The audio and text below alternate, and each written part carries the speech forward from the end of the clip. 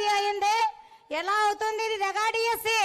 దగా డిఎస్సి కావడానికి లోకేష్ గారు కానీ వాళ్ళ నాన్నగారు అయినటువంటి చంద్రబాబు నాయుడు గారు కానీ అసలు డిఎస్సినే నిర్వహించినట్టు. అసలు ముందు డిఎస్సి అంటేనే చంద్రబాబు నాయుడు, చంద్రబాబు నాయుడు అంటేనే డిఎస్సి కదా. అలాంటి చంద్రబాబు నాయుడు గారిని వాళ్ళ కుమారుణ్ణి ఎత్తి పొడిచే మాటలు మాట్లాడుతున్నారు మన జగనన్న గారు. ఇదేమన్నా న్యాయమా? అసలు ముందు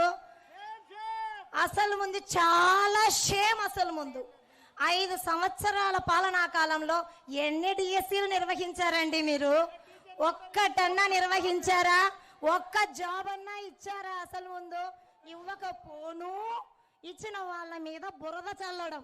ఆయన ఏదో వచ్చాడు 16,347 మందికి కుటుంబాలకి ఆయన గొప్ప వరాన్ని ఇస్తే దీన్ని దగా డిఎస్సి అంటారా? ఇది దగా డిఎస్సినా?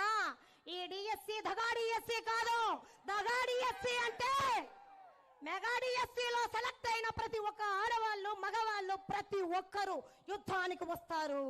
సో ఇది దగా డిఎస్సి కానే కాదు, మెగా డిఎస్సి. అర్హత లేని వాళ్ళందరూ మాట్లాడితే ఇలానే ఉంటుంది. ఏంటి సిబిఐకి విచారణకి ఇస్తావా? ఎలా ఇస్తావు సిబిఐకి విచారణకు? ఏం తప్పు చేశామనయ్యా సిబిఐకి విచారణకి ఇవ్వడానికి? ఏం తప్పు చేశాము? డిఎస్సి కోసం పడికాల్పులు కాస్తున్నాము. 30 ఏళ్ళు పైబడ్డా మేము చదివాము. ఇంటర్లో స్టేట్ ర్యాంకులు వచ్చాయి, మండలం ర్యాంకులు వచ్చాయి. ఒక గవర్నమెంట్ ఉద్యోగం వస్తుందని పడిగాల్పులు కాల్చుకుంటూ ప్రైవేట్ స్కూళ్ళల్లో గురుకులాలలో పని చేసుకుంటూ భర్త ఒక చోట పిల్లలను ఒక చోట మేము చచ్చి బతికి కష్టపడి లైను అక్షరము చదివితే దగా డిఎస్సినా ఇది? కానే కాదు, ఇది ఒక మెగా డిఎస్సి. చరిత్రలోనే నిలిచిపోయేటట్టు లోకేష్ బాబు గారు ఒక డిఎస్సిని కండక్ట్ చేస్తే రాజకీయం చేసావు కదయ్యా నాయన. ఈ రాజకీయం ఏమన్నా పనికొస్తుందా? దీనంట మళ్ళీ సిబిఐకి ఇస్తాడంట. సిబిఐ చెప్పేసింది ఆల్రెడీ. ఇది అసలు ముందు సిబిఐకి ఇచ్చే అంత కేసే కాదు నాయనా అని చెప్పింది. ఏం జరిగిందనండి సిబిఐకి ఇవ్వడానికి? ఆల్రెడీ రోస్టర్లో చెప్పారు. దాని ప్రకారం మెరిట్ లిస్ట్ ఇచ్చారు, సెలక్షన్ లిస్ట్ ఇచ్చారు. పిహెచ్ విహెచ్ వీళ్ళందరికీ పర్సెంటేజ్, స్పోర్ట్స్ 3% ఇస్తానన్నాడు. హారిజాంటల్ వర్టికల్ ఇన్ని కరెక్ట్గా చేస్తూ ఉంటే ప్రతిదీ రాజకీయమేనా? ఓకే, ఇలాంటివి చేయడం వల్ల ట్రాన్స్పరెన్సీకి, డిఎస్సిలో ట్రాన్స్పరెన్సీకి చంద్రబాబు నాయుడు గారు పెట్టింది పేరు అసలు ముందు. అలాంటి చంద్రబాబు నాయుడు గారు ఆయన అనుభవం అంతా లేదు. మాట్లాడుతున్నారు ఒక్కొక్క మాట మాట్లాడుతున్నారు. కష్టపడి చదివి వచ్చి ఉద్యోగం ఆల్రెడీ 10 నెలలు కంప్లీట్ చేసుకున్న మాకు ఎలా ఉందంటే, మీది మెగా డిఎస్సి అంటేనే ఒక దగా అంట కదా, ఏదో డబ్బులు ఇచ్చి వచ్చారంట కదా అని పక్కన వాళ్ళు అంటూ ఉంటే ఉంటుంది. ఎలా ఉంటుందంటే చాలా బాధగా ఉంది నిజంగా.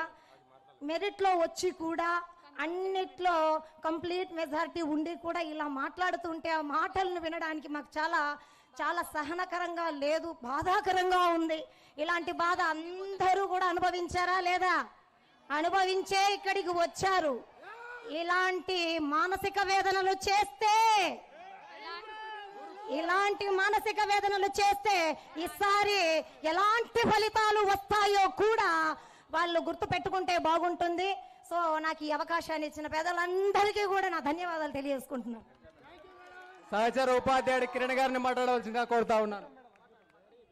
గురు బ్రహ్మ గురు విష్ణు గురుదేవో మహేశ్వర గురు సాక్షాత్ పరబ్రహ్మ తస్మై శ్రీ గురువై నమః.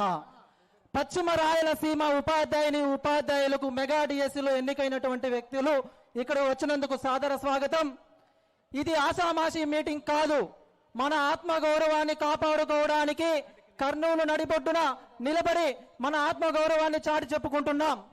2024లో కుప్పం నియోజకవర్గంలో నారా చంద్రబాబు నాయుడు గారు రా కదలిరా అనేటువంటి ప్రోగ్రాంలో యువతకు సమావేశం ఏర్పాటు చేస్తే ఆ యువతలో నేను మైక్ తీసుకొని, సార్ మీరు అధికారంలోకి వచ్చిన తర్వాత ఎన్ని రోజుల లోపు మెగా డిఎస్సి ఇస్తారు అంటే ఆయన ఒక్క సెకండ్ కూడా ఆలోచించకుండా అధికారంలోకి వచ్చినటువంటి 60 రోజులలోపు మొట్టమొదటి సంతకాన్ని పెట్టి మెగా డిఎస్సిని నిర్వర్తించి న్యాయపరంగా ఎటువంటి అవకతవకలు లేకుండా అపోహలు లేకుండా మెగా డిఎస్సిని నిర్వహిస్తానని చెప్పినటువంటి ఘనత ఈ కూటమి ప్రభుత్వానికి చెందుతుంది.